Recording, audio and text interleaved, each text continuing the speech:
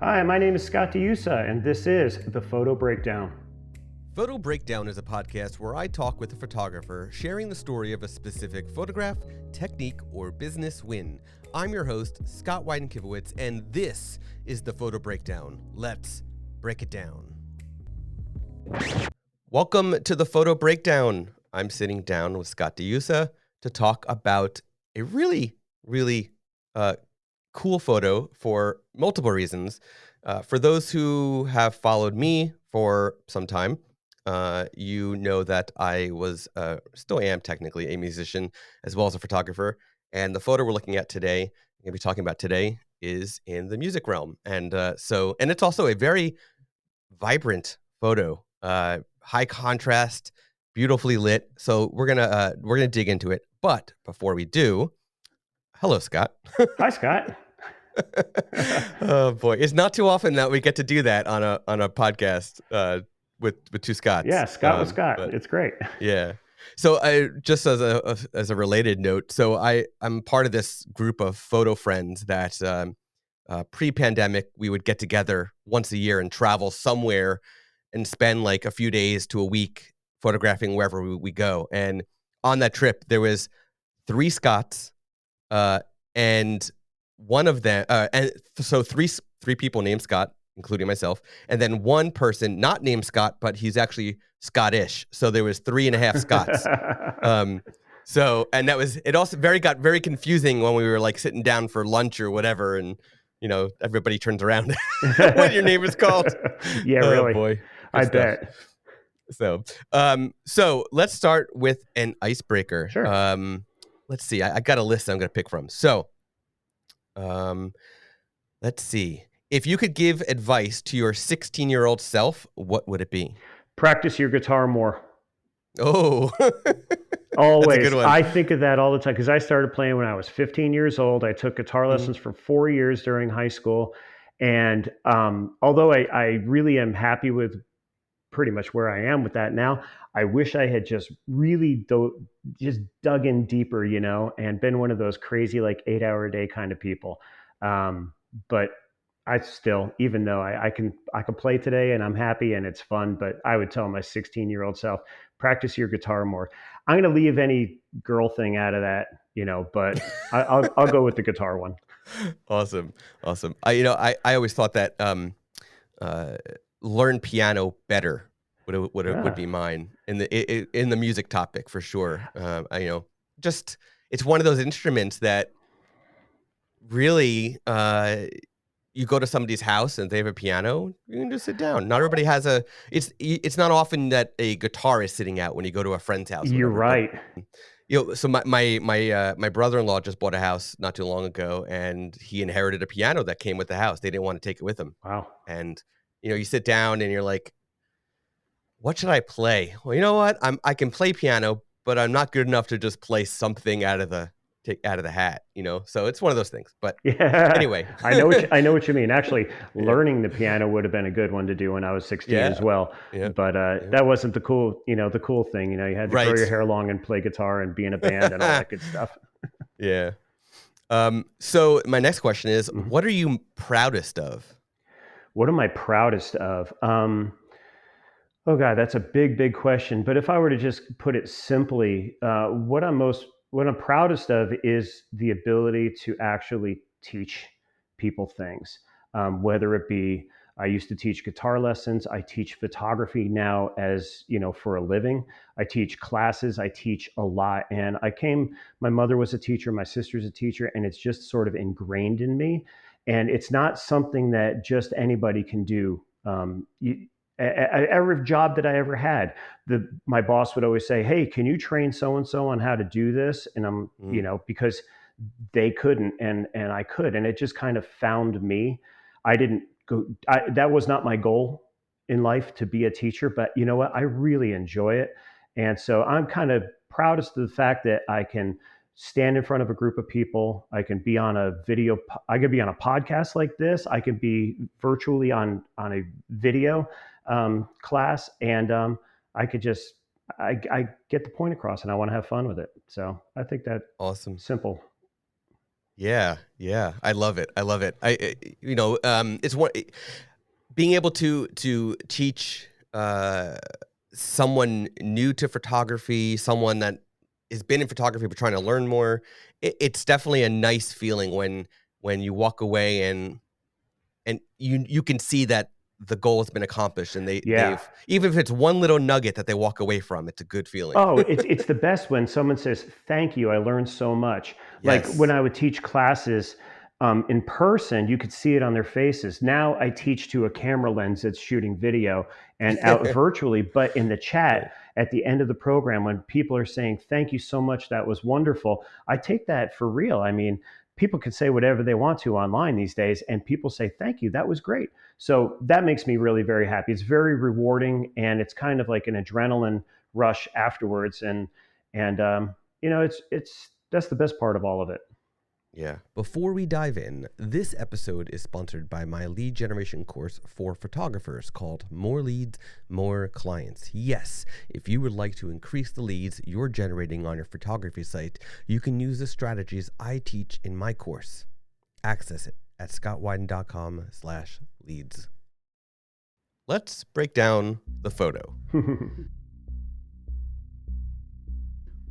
We are looking at a beautiful yellow guitar, a beautiful yellow guitar, and it's on this pitch black background. Yeah. Um, Now, this photo is on your Instagram.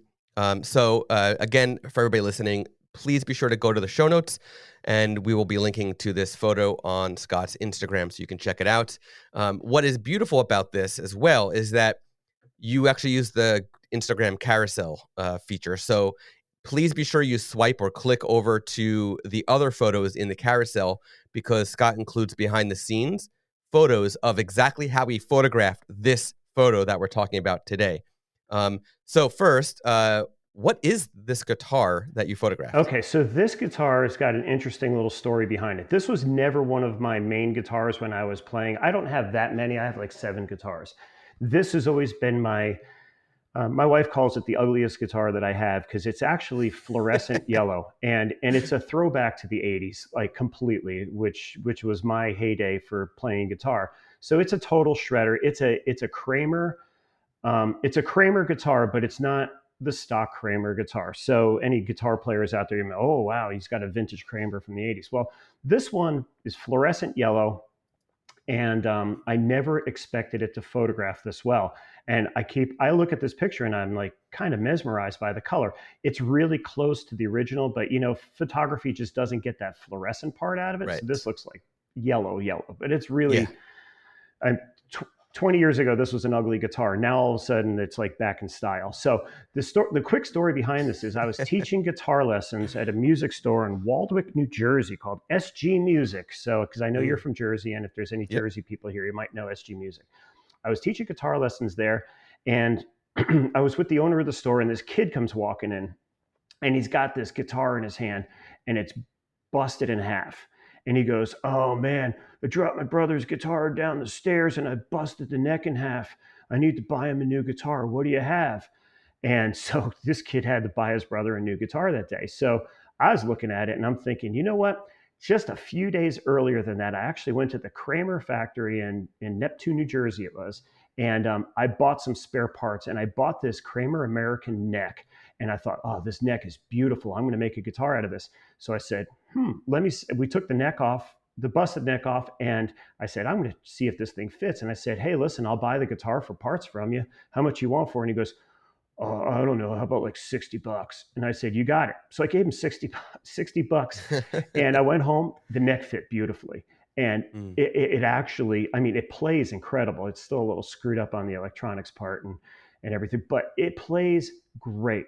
And I love this guitar. And at one time, I actually tried to sell this thing, like back in, oh, I don't know, the early 2000s, when this was the ugliest guitar in the world. I tried to sell it at a garage sale for 60 bucks, and no one wanted it. And I am so happy that no one wanted it, because I just kept it. It was stayed in a case forever. And now I live in Nashville, Tennessee area now, and I have my studio room, which if you float through my Instagram, you'll see it. And I hang it up on my wall. It's wall decoration basically. So recently I started getting a little creative with photography, and I shot a lot of my guitars, but this was the last one I did, and it actually turned out to be my favorite. It just photographs really well. Yeah. So in the behind the scenes photos, it looks more fluorescent than it does in the final photo. Yeah, Um, yeah, uh, kinda. I guess it's just the magic of lighting. You know, um, it brought down the fluorescent aspect of it. it always does. It's kind of weird. Fluorescent colors are really hard to get right in photography. Yeah. But yeah, actually, I guess my iPhone behind the scenes photos, I guess iPhones know fluorescent colors better than a Sony. So who knows? But Yeah. it still made a really cool image in a very small Yeah. space. Yeah. So let's talk about the lighting aspect. Well, first of all, before we do that, before we dive into the lighting, the guitar is actually up on a slant. Now, in the behind the scenes photo, you can actually see how you did it. Yeah. So did you light it a certain way so that the feet from the stand are just too dark to notice, or did you Photoshop that out? Actually, I didn't touch this with Photoshop at all. I only processed it a little Interesting. bit in Lightroom. Okay. I'm not a huge Photoshop person. I know enough to Mhm. make me stupid in Photoshop. But Right there with you. Lightroom, I'm okay. So I might use a little bit of like little bit of a brush and just take the exposure down. But Mhm. yeah, this stand that I have doesn't have a back to it, so I was able to lay the guitar down on its side, and I actually propped it up on the feet of the stand so they would fall into shadow more. Mm. And because either that or I had to recreate part of the guitar, so it was teetering gently on there. I walked really slowly in my room because this thing would have fallen off in a heartbeat.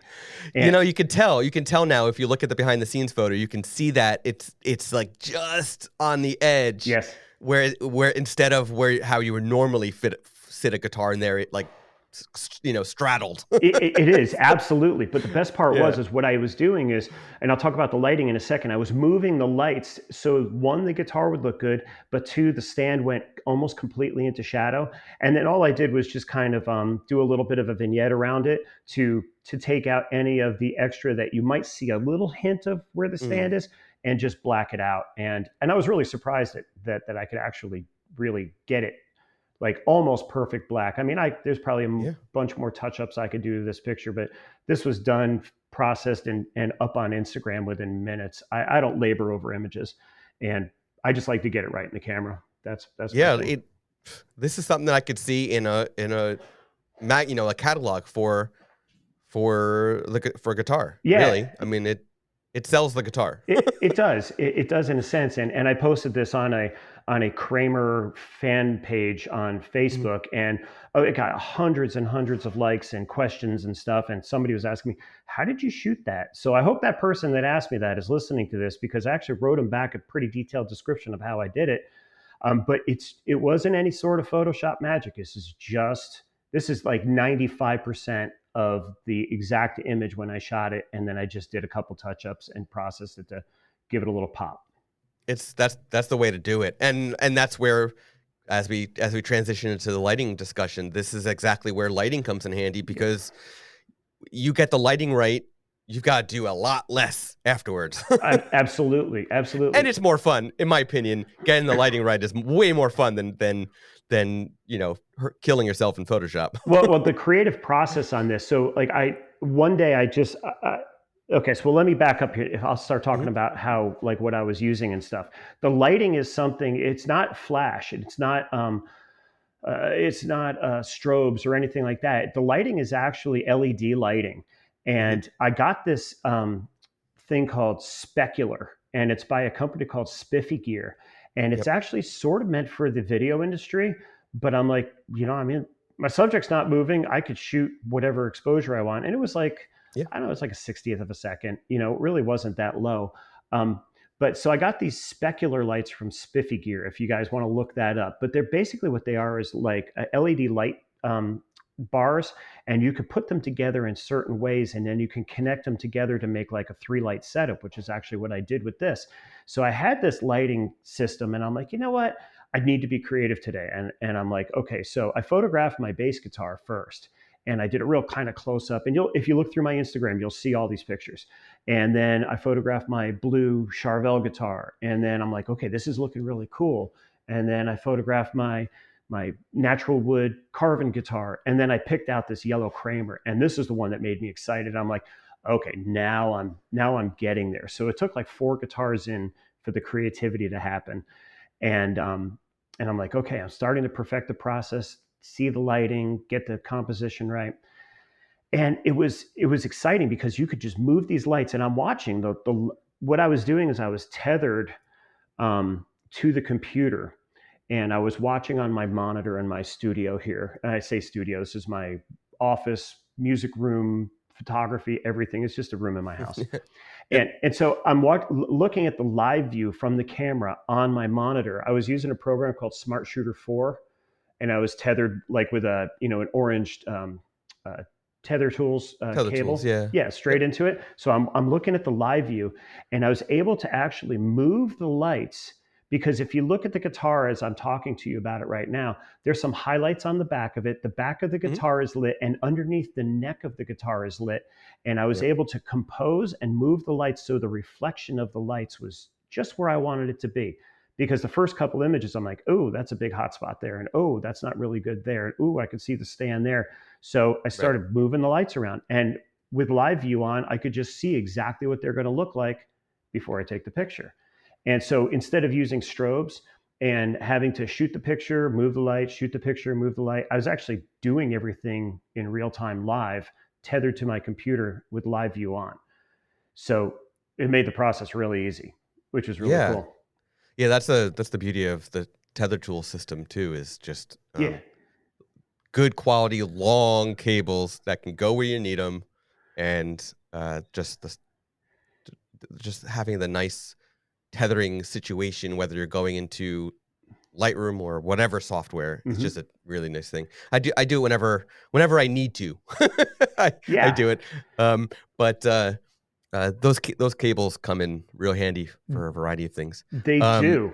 Um, yeah, and the specular lights from Spiffy, uh, the fact that they're short, narrow LED lights, I think is perfect for the product, the objects that you're photographing, whether it's guitars, you've got violin in your on your yep. Instagram.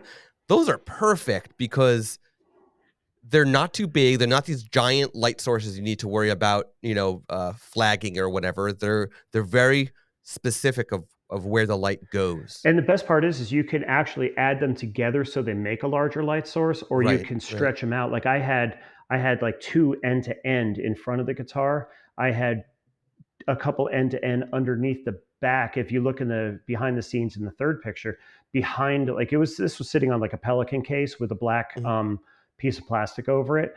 And I put them on the ground pointing up. So that's the light that's actually highlighting the underneath side of the neck and the headstock. And then in like right next to the camera, I had one bar lighting the the basically the side of the guitar where the strap goes. And because if I take that out, that would have fallen into shadow. So I had a 3 light setup. I had the front of the guitar, the side of the guitar, and underneath the guitar for the neck. And that's where it all came together. I'm like, oh, now you can see it. And the background is just one of those pop-up Westcott, you know, um, simple backdrops for like headshots and stuff. I think they call them the X Yeah, backdrops or something, yeah, right? yeah. The X drop. Yeah. X drop. X Yeah. drop. Yeah, I have one of those. So that was just sitting in the background. So if you look in the behind the scenes picture, you can see that backdrop. Mhm. And I mean, it was bright in the room, but those specular lights were really bright. So I was able to tailor the exposure to just the guitar itself and not have anything else really show up. So the backdrop actually did go black in the picture.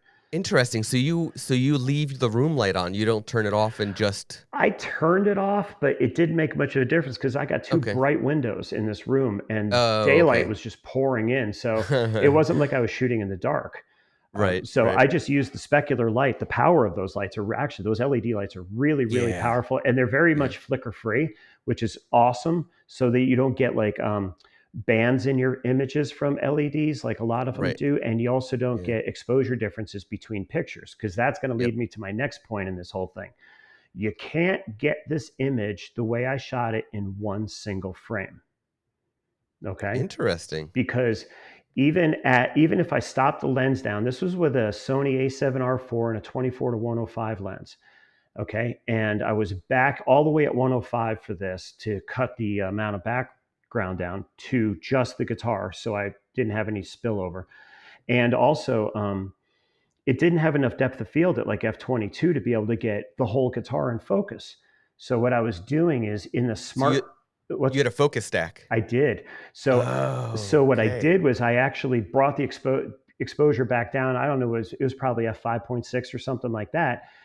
So I had a decent shutter speed just in case something moved, which nothing was moving. Mm-hmm. But so what I did was I focused on that strap button on the end of the guitar, and then I used the Smart Shooter 4 software to actually do a script called focus stacking. So it actually shot, I believe I remember I wrote 27 images this one took. And it was in a medium, like medium distance from near to far. And that's the way Smart Shooter works. It works in like small, medium, and large increments. This one was perfect for like the medium increment. And so I focused on the button on the guitar, and then I just ran the script, and it just started shooting pictures and moving the focus point all the way down the neck of the guitar. Now, I had it set for like 40 images, but I didn't need that many because in Smart Shooter, I used what's called a quick loop, and I put the little quick loop down on the tip of the headstock of the guitar. And I said, once that's in focus and starts to go out of focus because it went past there, I shut it down because I don't want anything else in focus, especially if it started to focus on the backdrop itself. You might see some texture. So I stopped the focus script after I saw the tip of the headstock of the guitar go in and out of focus in Smart Shooter, and I stopped the script right there. So That's great. that happened when I hit 27 images. Now here's where the magic part comes in. Smart Shooter doesn't compile the stack. Just like cameras these days that have a focus stacking ability only shoot the images. They don't compile it. So you need a piece of software to do that. I've done it in both Photoshop and a program called Helicon Focus. Photoshop is one, not very good at it, and it's a real pain in the neck to do. Helicon Focus does this thing automatically. So get this. So here's where I get kind of techie geeky on this, if you don't mind. Yeah, go for it. So Smart Shooter was shooting the focus stack into a folder called a watch folder. Helicon Focus is watching the watch folder, and it's programmed to take the newest set of images and put them together, stack them together, and give you one sharp picture. Now, how does it know to do this? It actually has a setting in there. So it's watching this folder and it waits. It sees new images coming in. And when it stops, it waits an amount of time. I have it set to like 15 seconds. So after 15 seconds, it doesn't see any more images coming in. Then it picks the last set of images that just came in, stacks them together, and spits out a picture for you, and you get everything in focus. It's the coolest workflow in the world. So I didn't have to manually go into Helicon Focus, select all the images, focus stack it. I had it set up to do this watch folder, and Smart Shooter, run the script, let it go, watch it all, stop it when I needed to. Helicon Focus picks it up, stacks them all together, spits out an image. I bring it into Lightroom, do a couple touch-ups, and I'm done. That's fantastic. That definitely makes the workflow way simpler than what it could have been.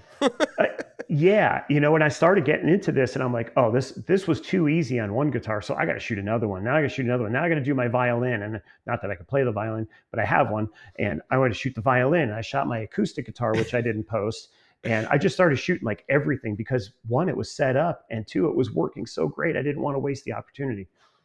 Regarding the violin, Yeah. so we were talking before we started recording that we have a lot in common. I also own a violin and do not know how to play it. Just say, A friend of mine gave it to me after a trip to Ireland when I said, I want to learn how to do that. And I started trying to do some video lessons, and it sounds like cats screaming. So it's wall decoration at the moment, but I live in Nashville now. I think there might be a fiddle teacher in town. Got to explore probably. Yeah. Mine, unfortunately, mine came from an uncle who passed. It was in his house when we were cleaning it up, and it turns out that it was a pre-World War II violin. Ooh, wow. It's super busted up. I even tried getting it restrung, and it won't. Yeah. So, but I'm not using it. It's in the case. It's staying. I say just photograph it. Yeah. I would if I was gonna do that, I'd want to clean it up a little bit, but I don't know. Oh Right now, yeah. it's just Speaking of sitting. that, oh my gosh, I had no idea how dirty all my stuff Oh was until yeah, I started shooting fingerprints these, and and I'm like, stuff. oh man, now I got to go find cleaning solution and a rag and everything and start. Mm. But all my instruments needed to be cleaned anyway. But man, I tell you, focus stacking shows everything. Yeah, yeah. Well, I mean, you're talking a shiny surface. You can have fingerprints. You're gonna have pick scratches all over it. Oh goodness, yeah. Yeah. There's a couple small, little, tiny dings on this yellow Mm. guitar that bother me, and I touched one or two of them out just so it wasn't a distraction. Yeah. Um, but yeah, so it was really Cool. cool. But it was just a creative, fun day to do that, and I ended up with some cool stuff on Instagram, and which led me here. And now I'm like, oh, so it was worth it. The day was worth it, you know. Yeah. Hey, just tell Yeah. people about it, and it's cool. So if people check But it out, that'd be yeah. great. And now you have a process down to photograph guitars. So Mm. when Fender and Gibson come calling, you got a process made. Yeah, actually, there's a guitar player here in Nashville who plays with the Ace Frehley band. And a couple months ago, he was like, "Dude, I've got this really great guitar that I need some pictures of, and I'll call you next week." But we never really hooked up. But at the time, I didn't have this process down, and I'm like, "Okay, well, let's talk about it."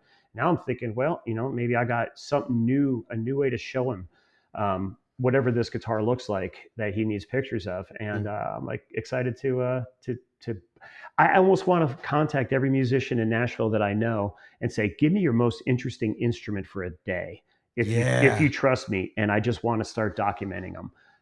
It's just there's a wealth of that stuff around here, Yeah. and why not? I mean, I'm That'd be a like, fun project. yeah, That'd be a real fun project. Yeah. there's nothing special about the instruments I own. They're not classic. They're not vintage. They just happen to be in style again. It's like back in the 80s, I was the master of like the $500 guitar.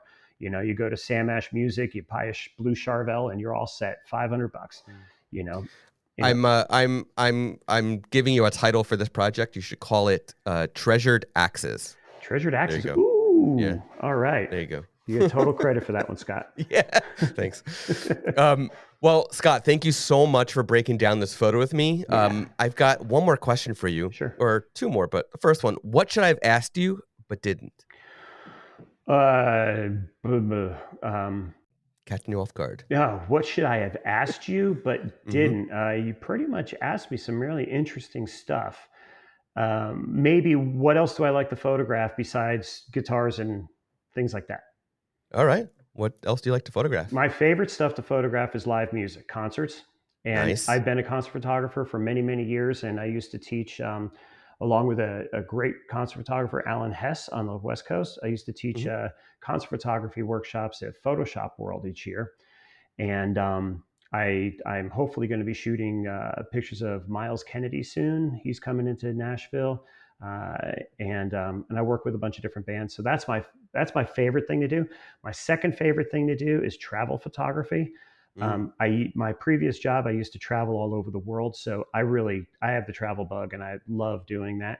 And then my third favorite thing is aviation photography. Actually, I love Oh, I interesting. love air shows. I used to do a lot of air shows, and I'm a part of what's called ISAP, which is the International Society of Aviation Photographers.